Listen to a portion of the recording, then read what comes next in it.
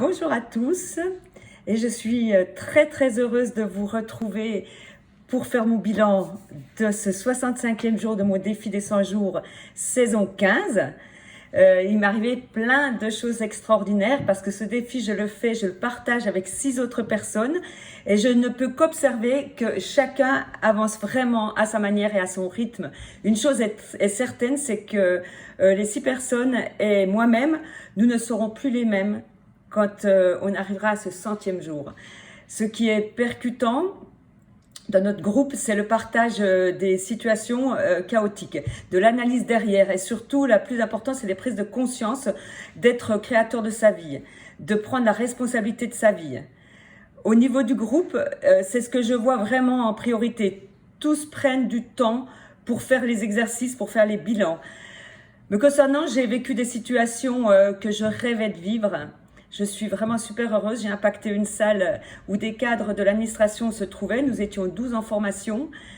Et étrangement, j'ai raté la première journée, mais avec du recul, c'est cette absence qui a fait que j'ai impacté comme je l'ai fait dans cette salle.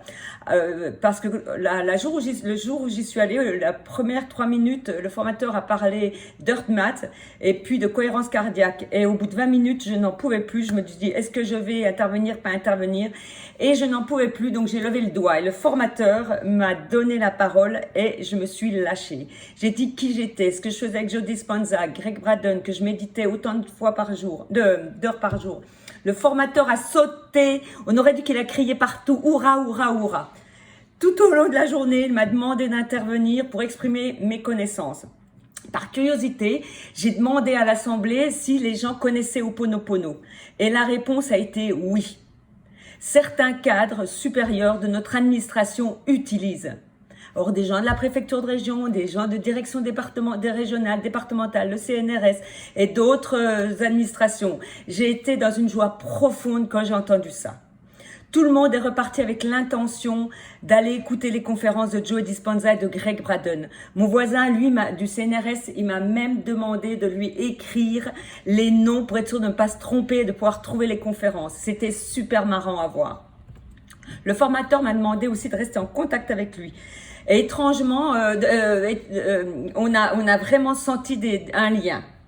Le lendemain, j'ai eu des retombées sur l'intervention que j'ai eue parce qu'une collègue est venue vers moi, elle a eu vent de ce que j'ai fait et elle m'a demandé de l'aider à passer un cap et de lui demander de l'aider à utiliser mes outils. J'ai un rendez-vous aussi dans la semaine prochaine avec un chef de service de mon administration pour justement qu'on échange ensemble pour que je lui apprenne ces techniques et qu'on regarde ensemble les conférences. Il ne faut que 1% de personnes conscientes dans une structure pour faire changer l'environnement en profondeur. Nous, là, en ce moment, on est plus de 1%. Le même jour, j'ai reçu aussi un mail qui me proposait de faire partie des ambassadeurs référents des étudiants de Joe Dispenza, français.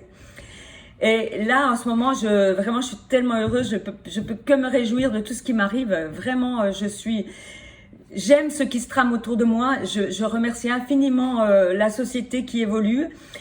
Et je sais que les gens comme moi, on peut avoir un impact si on s'implique vraiment dans notre environnement même de travail. Et là, je ne peux pas nier que c'était en formation, donc je peux me permettre d'en parler ici.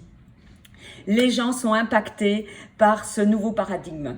Voilà, alors d'ici quelques temps, je vous referai un point et je pense qu'on va vers quelque chose qui est vraiment génial. Donc je vous dis à très bientôt pour mon prochain bilan. Bye bye.